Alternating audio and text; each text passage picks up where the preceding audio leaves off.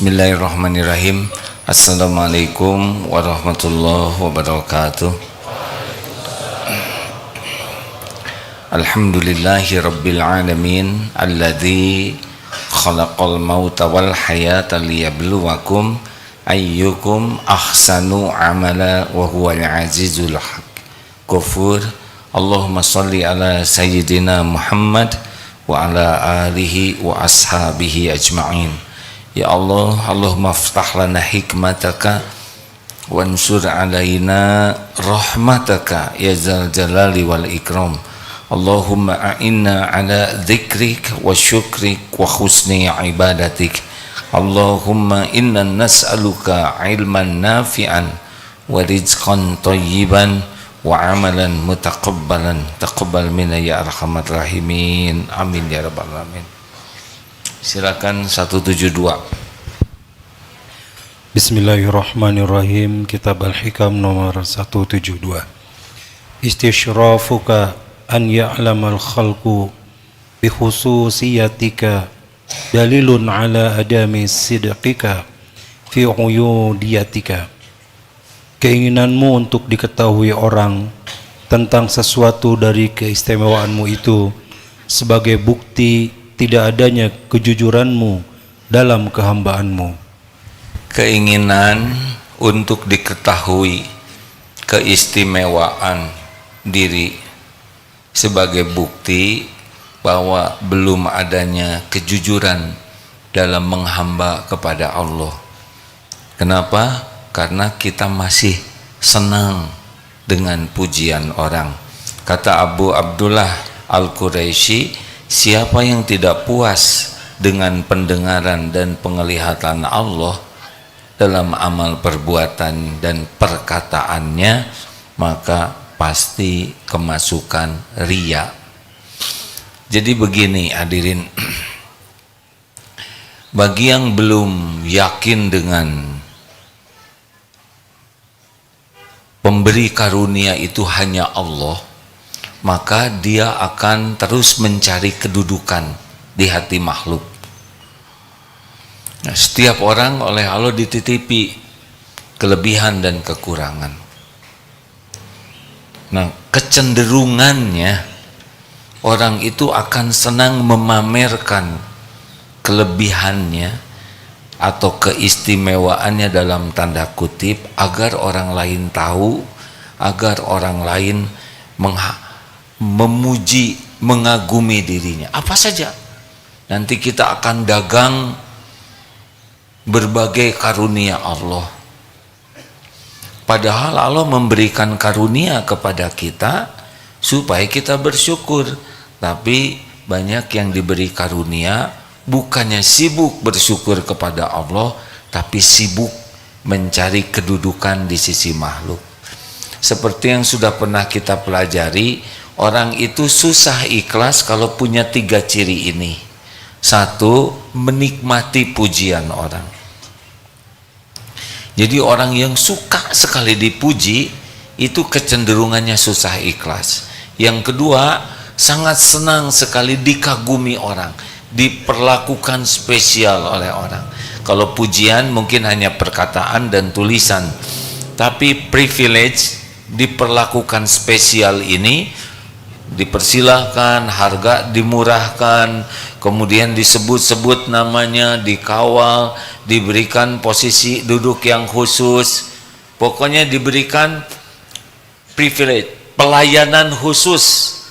Nah, kalau orang masih suka sekali dilayani oleh orang lain, diperlakukan spesial, ini juga susah ikhlas. Dan yang ketiga, orang susah ikhlas itu kalau ngarep-ngarep sesuatu yang ada di tangan orang, ingin ditraktir, ingin diongkosi, ingin diberi, ingin dikasih hadiah.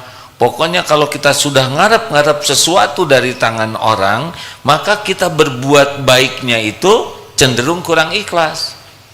Misalkan di sini banyak kunjungan, kemudian dilayani dengan baik, tapi dipilih kira-kira mana yang paling kaya. Yang paling kaya paling baik. Nah, kenapa? Karena ingin dikasih tips, dikasih bonus. Begitulah Kadang-kadang kita berbuat baik itu karena tahu dia punya sesuatu dan kita ingin, apakah dalam bentuk uang, apakah bentuk traktiran, makanan, barang, atau kita diberi kemudahan urusan kita. Nah, cenderung berbuat baiknya itu tidak ikhlas. Maka Imam Ibnu Athaillah mengingatkan, jadi kalau kita diberi kelebihan, tidak usah memaksakan diri agar orang lain tahu. Misal hafal 5 juz, ya sudah, nikmati saja 5 juz ini sebagai sarana takarub ke Allah. Tidak harus orang lain tahu kita hafal 5 juz. Misal tahajud, ya sudah, nikmati saja. Orang lain tahu atau tidak tahu, gak ada masalah sama sekali. Kita tidak harus orang lain jadi tahu kita ahli sering tahajud. Atau hari ini nih Kamis saum, saum saja. Allah tahu kita saum, ya sudah. Kalau misalkan ada yang nanya, kamu saum enggak? Sama aja bagi kita menjawab, oh iya alhamdulillah sedang saum. Tidak ada rasa bangga kemudian orang lain jadi tahu, tidak ada. Jadi ditanya karena memang harus jujur. Sedang saum, ya insya Allah sedang saum. Lempeng saja, tidak menjadi merasa spesial. Sedang saum tidak. Saya kan biasa saum, masa kamu nggak tahu? Kenapa jadi rumit begitu jawabannya? Tinggal sedang saum, insya Allah beres. Tidak usah juga menjadi sok tawadu. Ah, saya sih nggak berani mengatakan. Ribet. Kenapa ribet kan? Sudah apa berapa juz? Alhamdulillah 5 juz setengah, dan biasa. Karena tidak ada artinya penilaian orang. Yang berarti bagi dirinya adalah 5 juz ini benar-benar bisa dipertanggungjawabkan di sisi Allah. Tapi bagi orang yang cari kedudukan di sisi manusia, senang sekali memamerkan apapun. Biasanya para pecinta dunia itu, alhamdulillah, untung masih kecil ya. Biasanya para pecinta dunia itu sangat memikirkan perhatian orang pada dirinya. Kalau pecinta Allah nggak pusing dengan penilaian orang, udah nggak ada apa-apanya. Orang semua mau memuji kita, nggak ada apa-apanya. Tidak jadi pahala satupun, malah jadi ujian. Semua orang membenci kita, nggak bahaya, karena Tuhan kita adalah Allah. Yang memberi nikmat siapa? Yang memberi pahala siapa? Yang mengangkat derajat siapa? Yang menutupi dosa siapa? Yang menghapuskan semua dosa dan aib siapa? Yang punya sorga siapa? Nah, orang bisa apa? Enggak, cuma jalan saja. Jalan sebagian nikmat, jalan sebagian ujian. Nah, biasanya dari yang fisik dulu. Makanya para pecinta dunia itu sangat memikirkan body. Tahu body? Badan. Sangat ingin kelihatan badannya spesial. Laki-laki maupun perempuan. Karena ingin ketahuan. Bukan tidak boleh punya badan bagus, sok aja ya. Rasulullah Shallallahu Alaihi Wasallam juga six packs, terserahlah. Rasulullah SAW sampai usia 63 badannya atletis, tidak gemuk, tidak kurus. Katanya perutnya juga seperti tumpukan batu, artinya berotot. Tapi ya tidak dipamer-pamer. Ujian bagi lelaki yang badannya bagus, kecenderungannya kaosnya kekecilan. Karena untuk diperlihatkan, padahal dikasih bisul saja oleh Allah, selesai begini terus. Dikasih diare di WC itu. Wanita juga sama, yang merasa, ya saudara nggak usah ngebayangkan, nanti saya jadi dosa.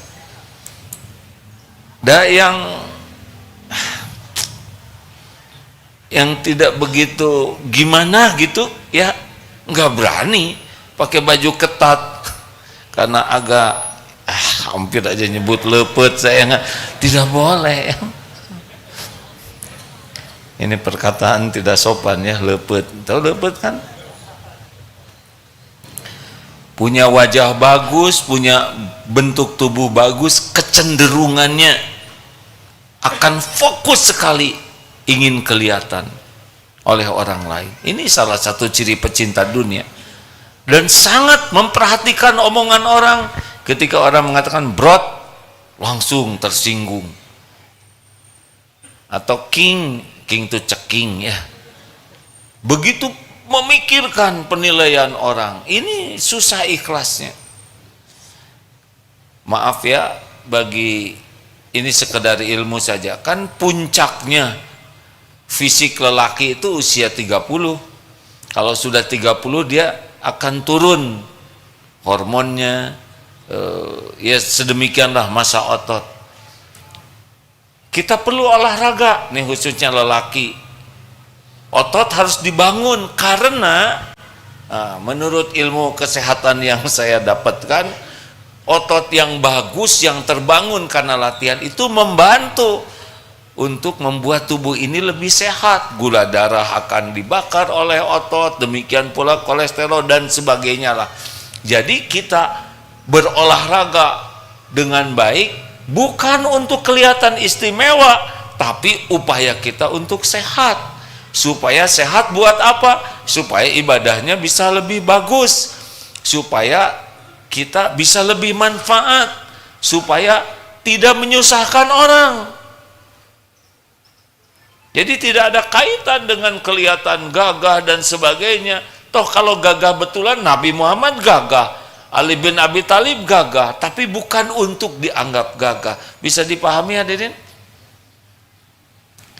Sangat beda kalau orang pecinta pujian orang, ya ujian sekali kalau diberikan badan atletis, kecenderungannya ingin orang lain tahu. Nggak ada gunanya. Sekarang orang lain memuji paling cuman begitu, nggak ada lagi. Sugan ngasih cek 1 miliar enggak. Kita aja yang stakar kebok angkat beban, belum lagi ketinggang barbel, belum lagi keseleo, nyiksa diri. Akhwat, jangan menghinakan diri dengan ingin sibuk kelihatan yang tidak boleh dilihat ya, karena sebetulnya kualitasnya makin rendah. Ketahuilah, lelaki itu lebih hormat kepada wanita yang bisa menutup auratnya dengan benar. Kan sekarang tidak sedikit juga yang berjilbab tapi hanya menutup rambut saja, jilbabnya kecil dan selebihnya kurang syar'i. Itu nilainya jadi rendah. Kenapa begitu? Pasti karena kurang iman. Karena kalau imannya kuat, takut kepada Allah. Yang punya tubuh ini Allah, mudah saja bagi Allah untuk melakukan apapun kepada tubuh ini. Itu secara fisik ya. Biasanya kalau yang punya keistimewaan fisik, ngajak panco terus kemana-mana. Hati-hati, mudah bagi Allah untuk membuat keseleo, salah urat, mudah. Ada juga yang suaranya bagus, jadi kemana-mana teh bunyi, hei, tenang. Maunya ngaji aja bagus, tapi kalau niatnya ria tidak jadi pahala. Hati-hati ini, yang dikaruniai suara yang bagus, bagus sekali dipakai membaca Al-Quran, tapi membaca Al-Quran itu harus ikhlas. Bukan untuk dipuji, bukan untuk piala, bukan untuk jadi juara musabaqah tilawatil Quran. Apa artinya piala kalau tidak jadi pahala? Maka kalau santri ikut musabaqah, Minta didoakan, tidak akan didoakan menang, tidak. Oh kalau gitu nggak akan minta didoakan, ya udah nggak apa-apa. Karena kalau mendoakan menang, berarti mendoakan yang lain kalah. Jadi doanya bagaimana? Semoga musabakoh ini bisa meningkatkan iman dan jadi amal soleh. Dah aja. Karena yang membuat bahagia itu kalau iman meningkat dan amal soleh diterima. Udah. Mau menang kalah ya perkara kecil. Kalau pengen piala, tuh ada piala, ambil aja. Cuman plastik. Benar? Dan berat lagi disebut juara musabakoh tilawatil Quran. Tingkat bukan, tingkat RT ada. Ini tingkat RW, oh kamu tingkat RT, jadi sombong ya. Berat itu. Hadirin sekalian, kita simak pembacaan ayat-ayat Al-Quran oleh saudara Fulan, juara dunia musabakoh. Aduh itu berat sekali. Disebut juara dunia, mudah-mudahan juara di sisi Allah. Itu karena diuji dengan suara yang indah. Ada juga yang diuji dengan apa lagi? Pendidikan. Saudara, takdirnya kuliahnya terus Allah yang menakdirkan. Karena yang ngasih otak Allah, yang membuat kita punya kesempatan juga Allah, yang membuat kita punya kesehatan bisa belajar Allah, yang membuat ada biaya Allah. Tapi yang sombong siapa? Kita. Hati-hati, suka ingin aja gelarnya tuh disebut. Kalau nggak disebut dianggap tidak menghargai. Bukan tidak boleh, kalau memang lingkungannya mengharuskan dan pada tempatnya gelar itu disebut, sebutlah. Tapi kalau mau beli cabai misalkan, berapa ini cabai? Saya Hajah dokteranda sarjana hukum akan membeli cabai seons. Ini sengaja dibuat yang dramatis ya, tidak nyambung. Termasuk penggunaan kiai haji, ini juga disebut kiai haji ya. Bisa juga tawaduan, jangan sebut, itu kata tawaduan ya. Ada merendah tapi untuk meningkatkan ya, karena mungkin di Indonesia yang mimpin pesantren disebut begitu, ya udahlah. Tapi jangan maksa. Pernah suatu saat ada di daerah zaman dulu ya, hadirin sekalian, sekarang akan ceramah oleh Agim silahkan. Aduh ya, itu sopan. Padahal ya udah nggak apa-apa, memang begitu. Agim, sok atuh ceramah. Kenapa harus sakit hati? Memang namanya Agim ya. Hati-hati bagi yang punya gelar, jangan merasa mulia dengan gelar, karena itu ujian. Yang punya harta juga tidak usah memaksakan diri orang tahu. Juga yang punya pengalaman, yang sudah punya umroh, karena yang sudah pulang haji kan disebut ha. Kalau yang pulang umroh yang ngarang. Asep, kenapa umroh? Maksudnya nggak ada perintah itu ya. Bahkan haji juga Rasulullah kan tidak disebut Rasulullah Haji Muhammad Rasulullah SAW dengan menantunya Haji Ali bin Abi Thalib yang didampingi oleh putri beliau Hajjah Fatimah Az-Zahra bertemu dengan Hajjah Aisyah. Nggak ada, ibu nggak usah maksa ya. Tidak usah memperkenalkan diri saya Hajjah, nggak usah, nggak ada perintahnya. Bu, halo, Ama nggak ngerasain perjuangan haji. Ngerasa Bu, tapi dah haji mah urusannya dengan Allah, bukan dengan gelar. Mahal loh ya udah nggak apa-apa, uangnya juga dari Allah. Jangan memaksakan diri ingin ketahuan keistimewaan kita. Pengalaman, ilmu, Kalau nggak ada perlunya, tidak usah diceritakan. Misalkan pernah sekolah di luar negeri, ya sudah. Kecuali kalau ditanya dan diperlukan, baru sampaikan. Secukupnya, tanpa merasa lebih mulia dari orang lain. Anak hafal juz 30, ya sudah, ibu nggak usah ikut pakai toga ya. Ini mah kemana-mana, anak saya di wisuda, kata yang ibu apa enggak, saya kan bagian doa. Nggak usah hadirin, nggak penting kita menceritakan apapun kalau tidak ada manfaatnya. Apalagi dengan ibadah, itu tadi duniawi ya. Sudah belajar saja, puas. Allah sudah tahu, Allah sudah lihat. Kita mau hafal 30 juz, tidak ada yang tahu, tidak apa-apa. Orang tahu, orang tidak tahu, tidak ada masalah.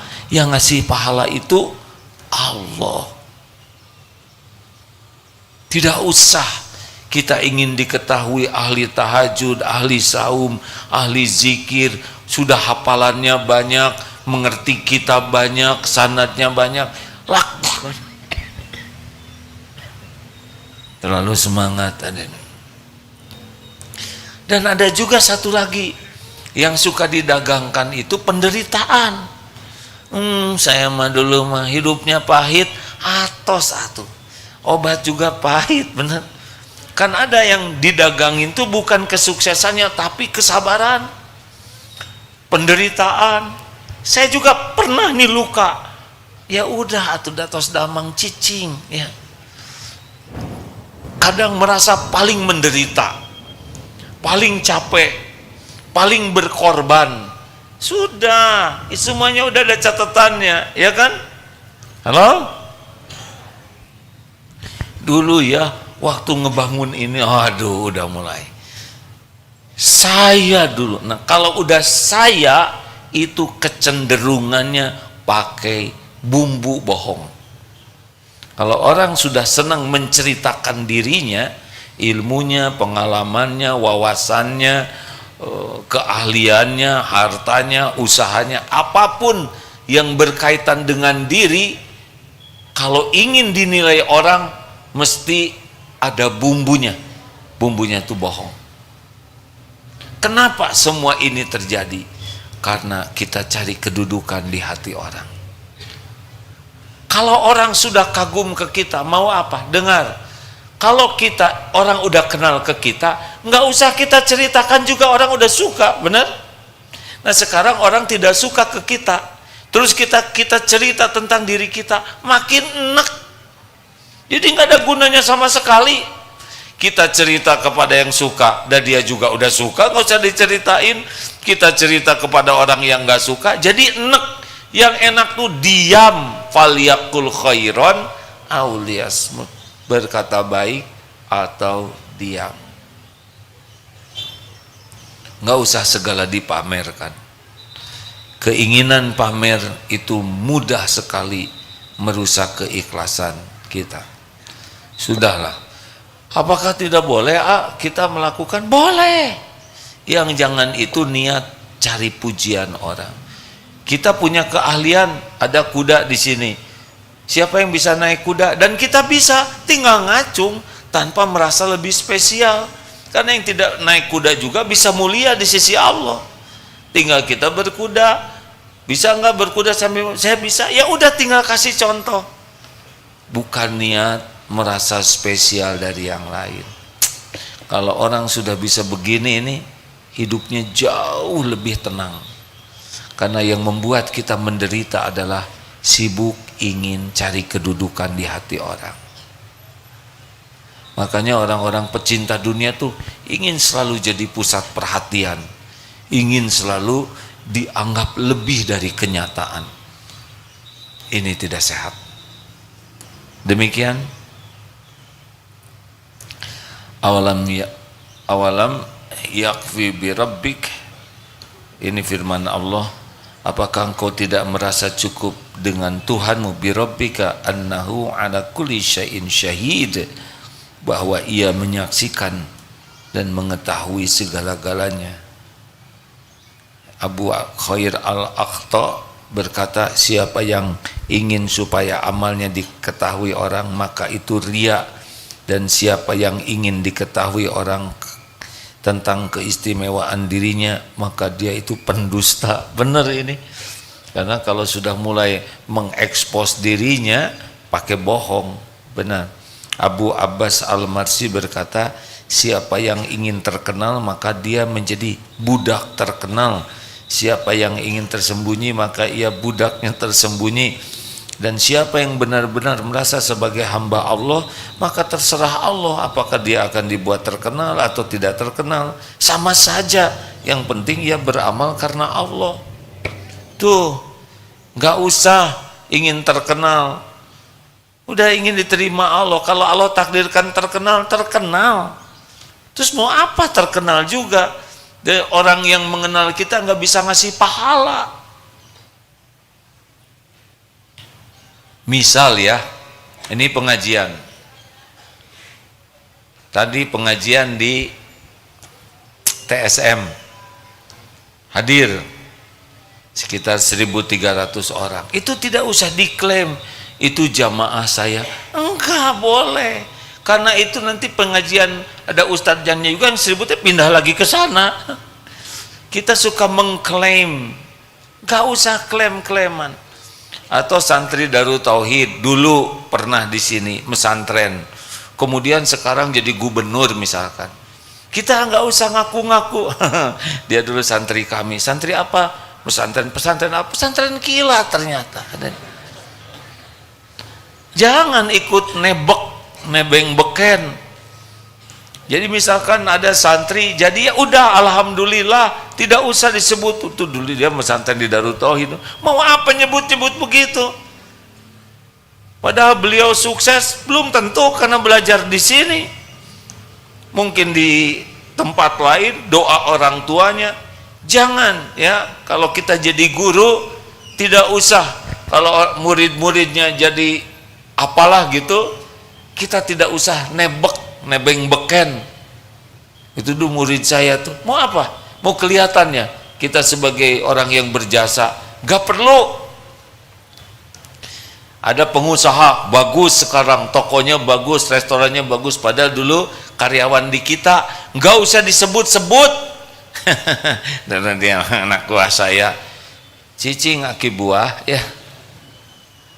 Kenapa orang lain diberi sesuatu kita ingin nebeng terus?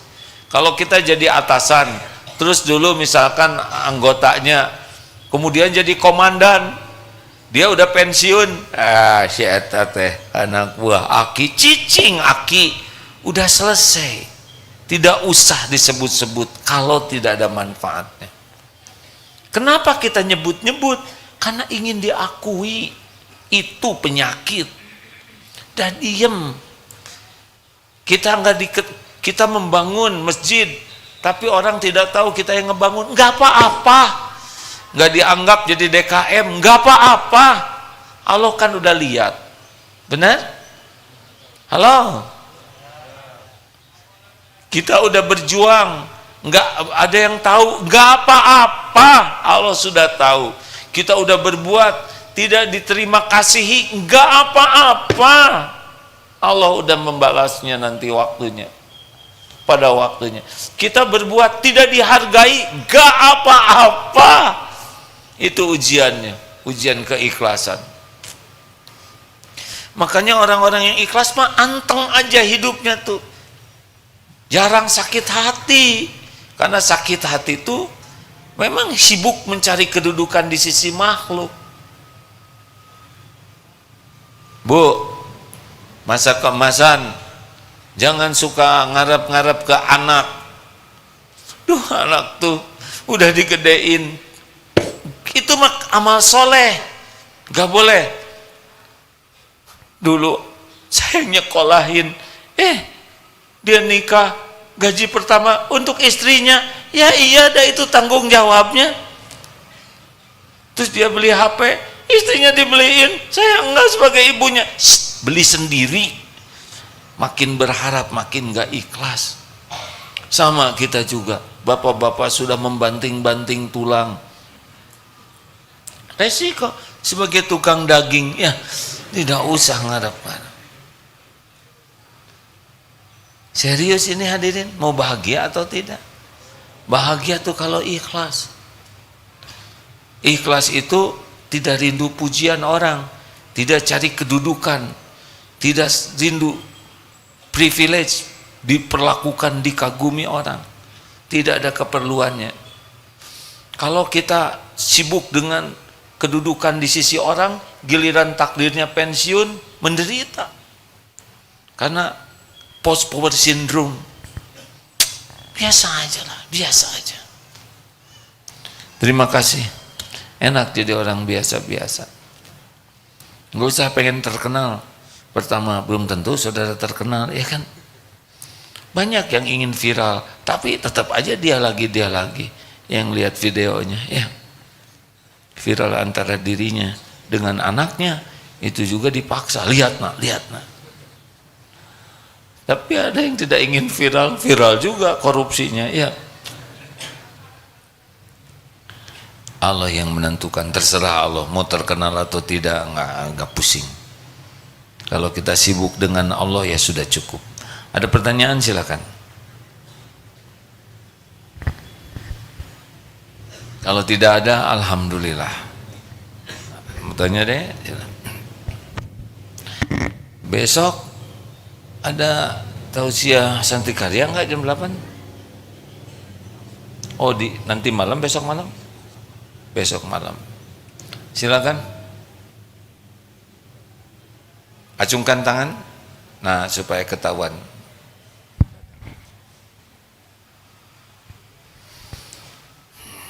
Terima, Bu, masa keemasan, terima jadi tua, ya. Ibu harus terima. Kenapa? Karena sudah jadi, ya. Ibu tidak usah sibuk membayangkan potret yang sudah lalu, karena yang lalu sudah berlalu. Ibu, Pak, jangan memaksakan pakai seragam SMA lagi, ya. Dulu lucu, sekarang dipakai lebih lucu, itulah bahayanya. Terima. Ya. Bismillahirrahmanirrahim. Assalamualaikum warahmatullahi wabarakatuh. Waalaikumsalam warahmatullahi wabarakatuh. Izin bertanya, A, bagaimana secara syariatnya menyampaikan suatu ilmu dengan penuh keyakinan, A?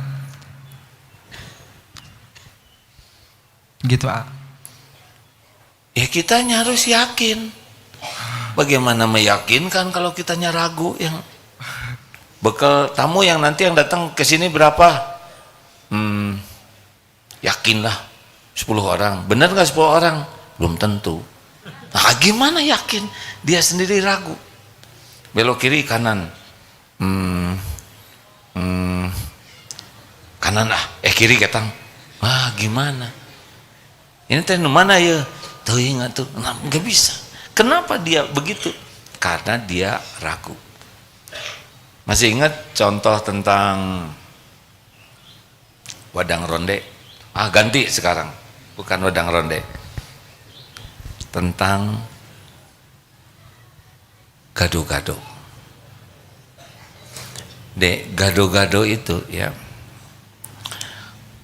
kalau fresh daun-daunnya dan crunchy, ya, krek-krek, ada kentang, kemudian ada tahu diiris-iris, tapi yang paling penting bumbunya. Bumbunya tuh tidak terlalu kental, tidak encer, dan lembut, serta rasanya tuh pas. Nah, di atasnya pakai bawang goreng kering, kemudian emping, lalu kerupuk udang. Coba ceritakan lagi. Ceritakan, Pak.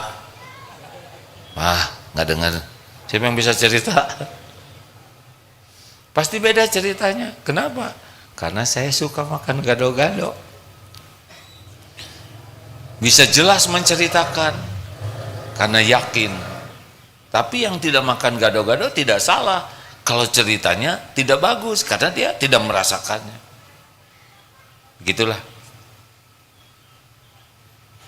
Jadi usahakan yakin dulu. Caranya yakin bagaimana? Lakukan. Seperti Nabi Ibrahim minta kepada Allah di surat Al-Baqarah itu tentang apakah engkau ragu kepada Allah? Oh, percaya, hanya menambah ketenangan. Karena yakin itu membawa ketenangan. Sehingga Allah memerintahkan burung dipotong-potong, disimpan di 4 bukit, lalu dipanggil jadi burung lagi.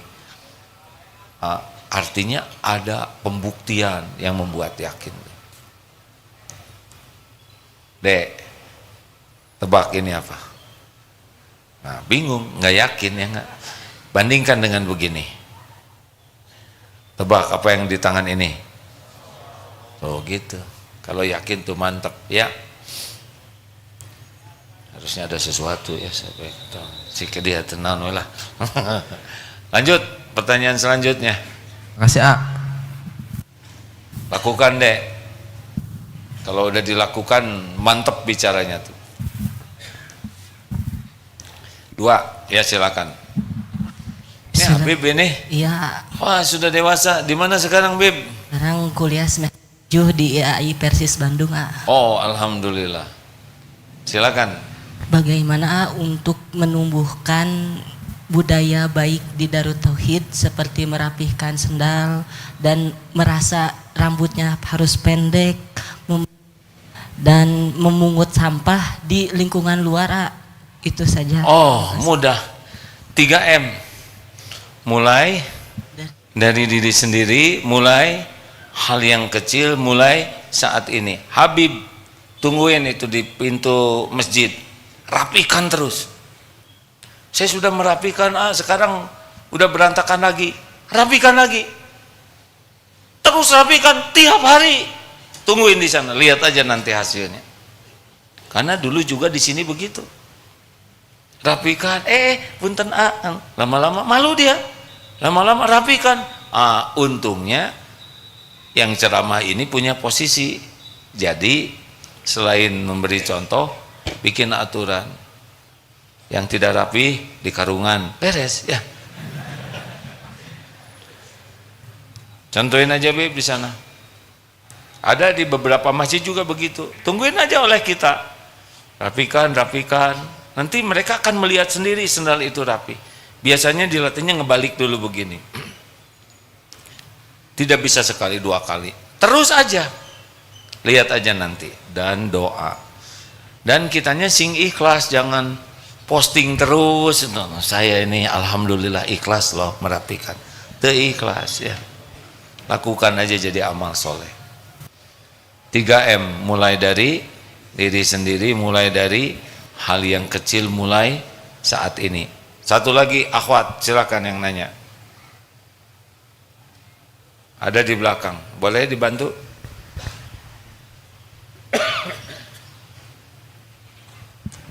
Tidak ingin dipuji bukan berarti tidak boleh berprestasi. Silakan hadirin. Karena melakukan yang terbaik itu amal soleh. Dalilnya Al-Baqarah 195. Wa aslihu, bagaimana teh? Benar ya? Apa? Wa ahsinu, wa ahsinu innallaha yuhibbul muhsinin, maaf, wa ahsinu, dan berbuat baiklah kalian, artinya maksimalkan. Hadisnya adalah ihris ala ma yanfa'uk wasta'in billah. Jadi hadis Rasulullah, semangatlah, all out lah dengan apa-apa yang bermanfaat bagimu dan mintalah tolong kepada Allah dan janganlah kamu lemah.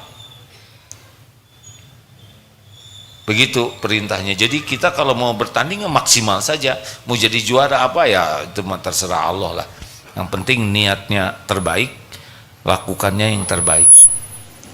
Dek. Baik Assalamualaikum warahmatullahi wabarakatuh. Salam.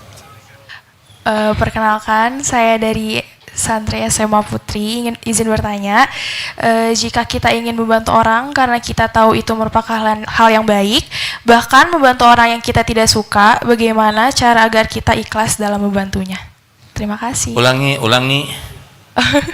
Jika kita ingin membantu orang karena kita tahu itu merupakan hal yang baik, bahkan membantu orang yang kita tidak suka, bagaimana cara agar kita ikhlas dalam membantunya? Ya ikhlas aja. Lakukan sebagai amal soleh. Kita nolong orang itu sebagai amal soleh kita. Perkara orangnya berterima kasih atau tidak, menghargai atau tidak, itu bukan urusan kita. Urusan kita adalah melakukan yang terbaik, semoga Allah ridho. Ini punya pengalaman di Jepang kemarin ya.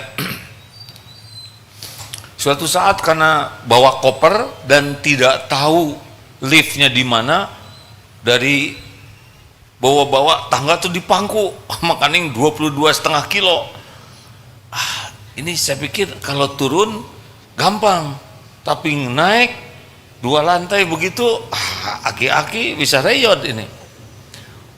Tapi tidak tahu di mana. Lalu nanya ke petugas Jepang. Ini kan nggak bisa bahasa Jepang ya. Dan dia mengerti. Yang menariknya, beliau keluar dari posnya dan menuntun kurang lebih 50 meter, hampir setengah lapangan sepak bola, hanya untuk menunjukkan lift. Karena beliau juga menjelaskan dalam bahasanya nggak ngerti saya ya. Ditunjukkan luar biasa. Padahal bisa saja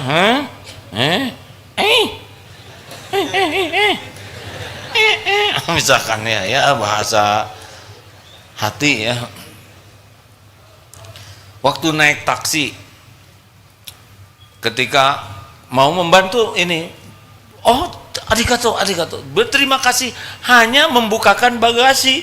Karena kita ngebuka sendiri, dia berterima kasih. Pada waktu mau ngangkat koper, ngangkat sendiri, no, harus diangkat sendiri. Ini luar biasa. Dan kalau nunjukkan arah tuh bukan nunjukkan begitu, benar-benar ditunjukkan itu. Ke sini dipandu, walaupun dia hanya balik lagi. Wah, Masya Allah ini. Di atas yang terbayangkan. Ini kan ahsan namanya dalam Islam. Orang yang melakukan lebih. Jadi kalau orang berbuat baik, kita berbuat baik, belum termasuk ahsan. Tapi orang berbuat baik dan kita lebih baik, itu baru ahsan. Seperti ngasih makanan nih, atau beda rasanya, benar? Begitu deh. Menolong orang yang berbuat baik ke kita bagus, tapi menolong orang yang tidak bagus ke kita itu lebih tinggi. Kan ada yang berbuat baik kepada yang baik, ada yang berbuat baik kepada orang yang tidak berbuat jelek dan tidak berbuat baik ke kita, itu lebih baik. Ada yang berbuat baik kepada orang yang pernah berkata yang tidak baik ke kita, itu lebih top. Kita berbuat baik kepada yang baik ya tidak aneh. Masya Allah, Alhamdulillah. Kepada seluruh santri ya, karena baru pulang dari tempat yang sangat bersih. Jepang itu kebersihannya Masya Allah, tidak ada sampah dan sulit cari tempat sampah, dan tidak jumpa dengan petugas kebersihan. Ini lebih rumit lagi nih. Sampahnya tidak ada, cari tempat sampah ada tapi susah ya, jadi hanya tempat tertentu.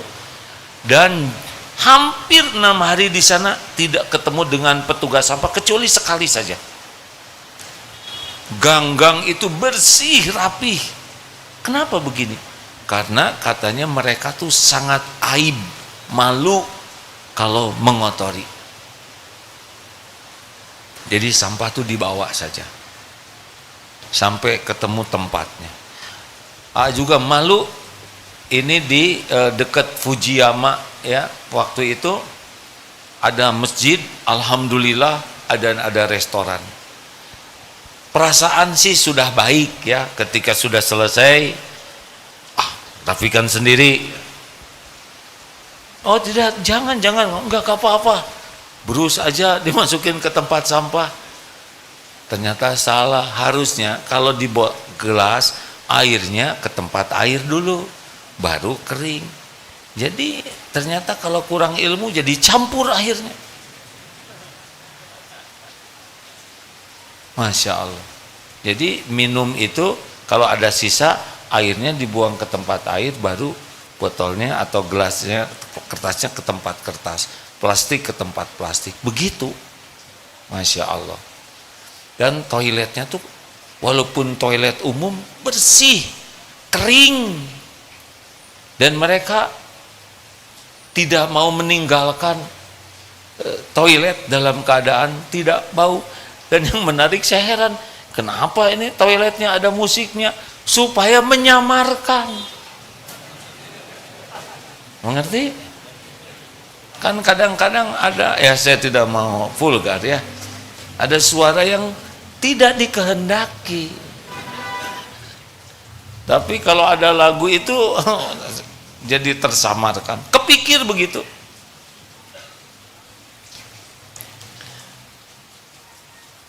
Dan hal lainnya adalah sederhana ternyata. Rumahnya tuh kecil-kecil. Dan tidak banyak barang. Hanya gelar tatami itu ya yang sederhana. Kita sudah memang kecil betulan, udah gitu banyak barang dan gak kepake barangnya. Dikasihin sayang, dipakai enggak. Menuhin ruangan, jadi pengumpul barang bekas. Jadi ngumpul di sana tikus, ular weling, kecoa, bengek jadinya. Banyak pelajaran terlepas dari sikap pemerintah Jepang yang berpihak kepada Israel, kalau saya lihat faktanya saja. Dan di sana kan sengaja datang di berhari-hari itu hanya naik kereta api dan bis, tidak mau, ya biasanya suka ada yang jemput, gak ini. Jadi sehari itu 10-11 km jalan. Kenapa badannya langsing-langsing? Karena bergerak terus. Jadi ketika diukur antara masuk dan pengeluaran kalori itu bisa impas. Barusan AA dicek, dipijat oleh Kang Dudu, ototnya jadi.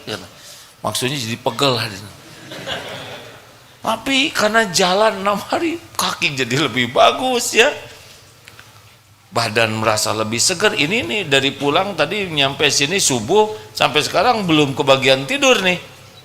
Karena acaranya padat, tapi rasanya dengan izin Allah lebih segar. Memang hari pertama tepar ya, jalan jauh. Lama-lama jadi kepikir juga nih. Santri yang rumahnya bangsa di Cimahi ke sini jalan.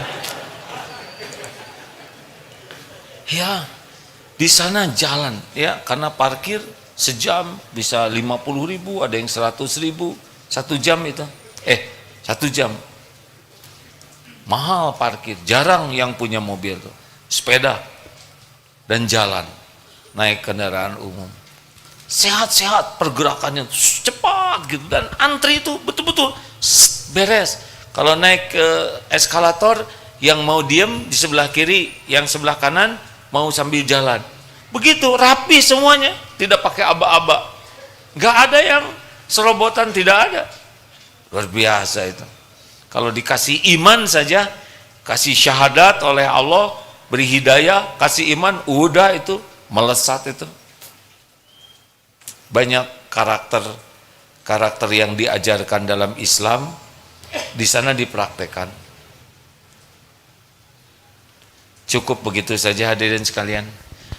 Maka mohon maaf santri bahwa sekarang udah ngebul nih 6 hari di training di sana tentang BRTT, bersih, rapi, tertib, teratur dan terpelihara, akan dipraktekkan lebih intensif. Pokoknya kalau ketahuan toilet tidak bersih, kunci. Lalu kami bagaimana? Selokan. Ya. Tadi sudah patroli, sampah juga nanti dipilah-pilah, benar-benar sampah basah, organik, masuk ke tong khusus, sampah plastik khusus, sampah kertas khusus. Nanti kalau tidak, suruh simpan aja terus di kamarnya, ya. Yang organik nanti diberi makan kepada magot, ya. Sudah ada santri magot, sudah tahu belum?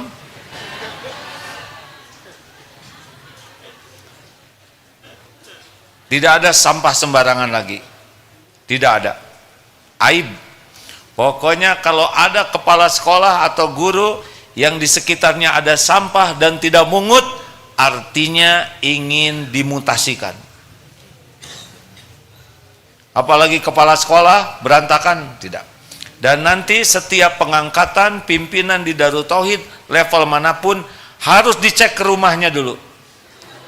Kalau rumahnya berantakan, gagal jadi kepala sekolah, gagal jadi guru, gak bisa. Karena kalau hanya rapih di sekolah tapi di rumahnya tidak rapih, tidak akan berhasil. Siap-siap para kepala sekolah, para guru semuanya akan dicek ke rumahnya masing-masing. Oh, langsung beres ya, beres ya. Insya Allah kita lanjutkan lagi nanti, ya. Terima kasih. Hanya BR3T ini akan serius sekali.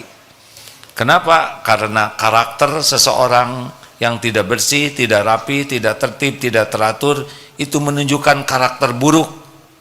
Pemalas, tidak disiplin, egois, zolim, tidak punya rasa tanggung jawab, tidak punya rasa malu. Banyak karakter yang ditampakkan oleh tempat dan perilaku tidak bersih, tidak rapi, tidak tertib, tidak teratur, dan tidak terpelihara.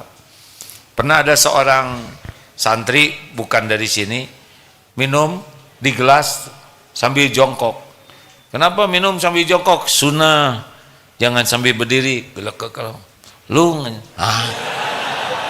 hari itu sunnah siapa? Pakai dilempar begitu. Kepada ibu-ibu santri baru, masa kemasan harus tetap gosek kamar mandi, ya Bu.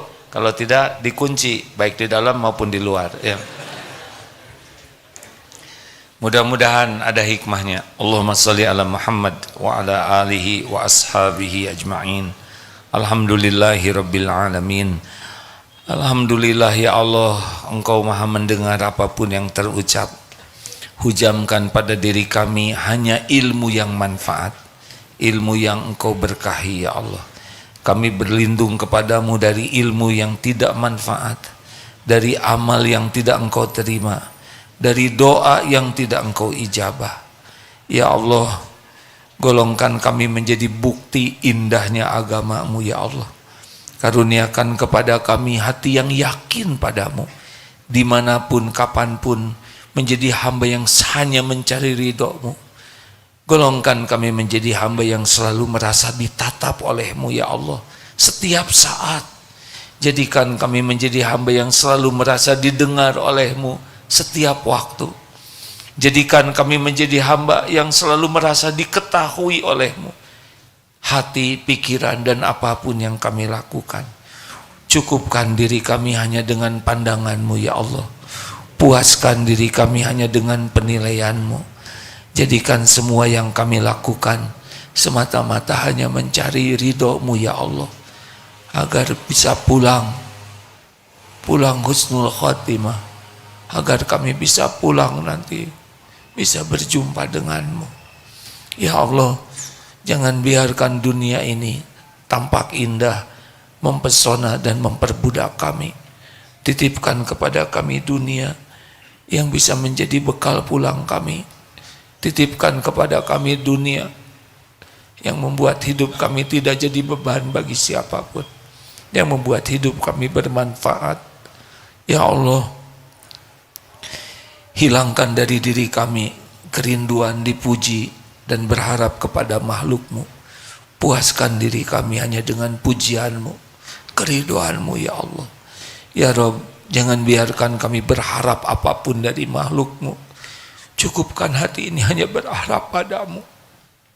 Ya Allah, Jangan biarkan ada cinta yang membara di hati ini selain cinta kepadamu. Andai pun harus mencintai makhlukmu, cintakanlah yang menjadi ibadah kami di jalanmu. Ya Allah, jangan biarkan kami memendam rindu yang menggebu selain rindu berjumpa denganmu. Jadikan hari-hari yang tersisa dari hidup ini seluruhnya hanya di jalanmu ya Allah.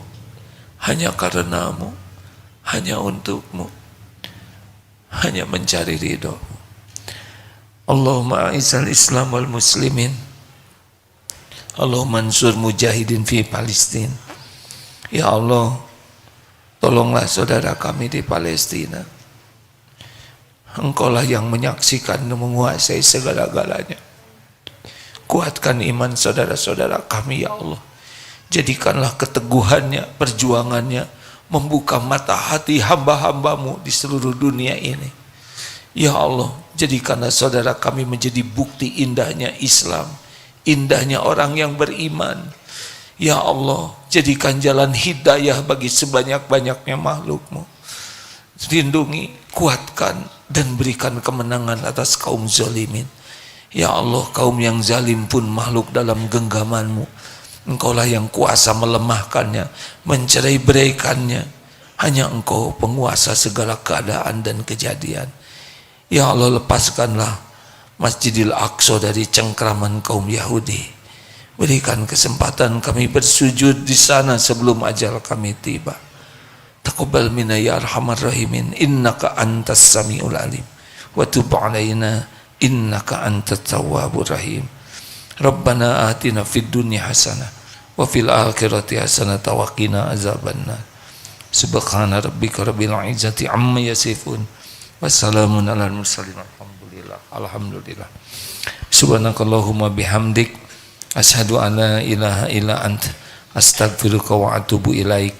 Assalamualaikum warahmatullahi wabarakatuh. Makasih.